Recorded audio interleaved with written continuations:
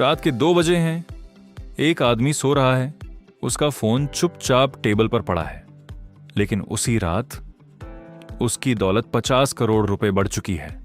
उसने कोई ओवरटाइम नहीं किया, कोई नया प्रोडक्ट नहीं बेचा, यहां तक कि वह बिस्तर से उठा भी नहीं, फिर भी पैसा आता रहा।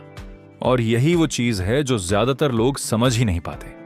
अमीर लोग सिर्फ मेहनत करके अमीर नहीं बनते, वो ऐसे सिस्टम बनाते हैं जो उनके लिए लगातार पैसा कमाते रहते हैं।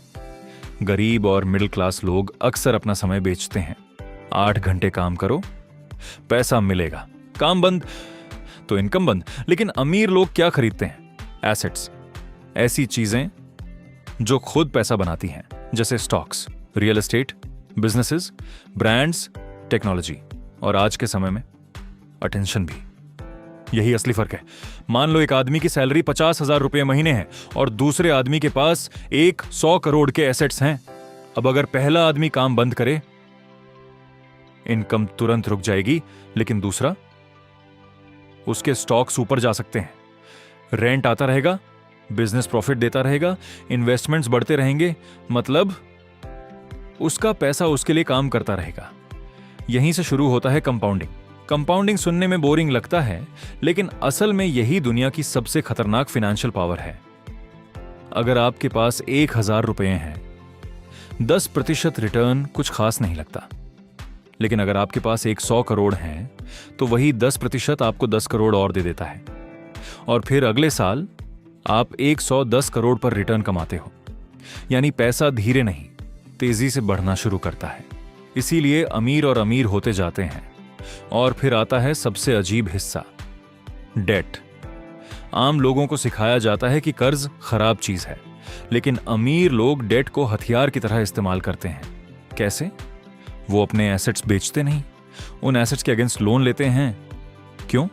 क्योंकि एसेट्स बेचोगे तो टैक्स देना पड़ेगा, लेकिन लोन, उस पर टैक्स नहीं लगता। तो इमेजिन करो, एक बिलियनर अपने शेयर्स बेचने के बजाय उनके अगेंस्ट सस्ता लोन लेता है, फिर उस पैसे से और एसेट्स खरीदता है। यानी सिस्टम लिटरली उसे और अमीर बनने में मदद करता है। अब एक और चीज नोटिस करो, जब इकोनॉमी खराब होती है, जब लोग रिसेशन से डरते हैं, तब अक्सर स्टॉक्स और बड़े एसेट्स बाद में फिर ऊपर चले जाते हैं। और जिनके पास पहले से ओनरशिप है, वो क्राइसिस के बाद और ज्यादा अमीर हो जाते हैं। बाकी लोग इन्फ्लेशन में फंस जाते हैं।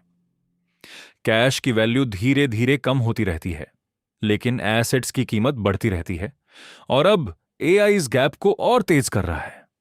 एक एआई टूल आज वो काम कर सकता है जिसके लिए पहले पूरी टीम चाहिए होती थी।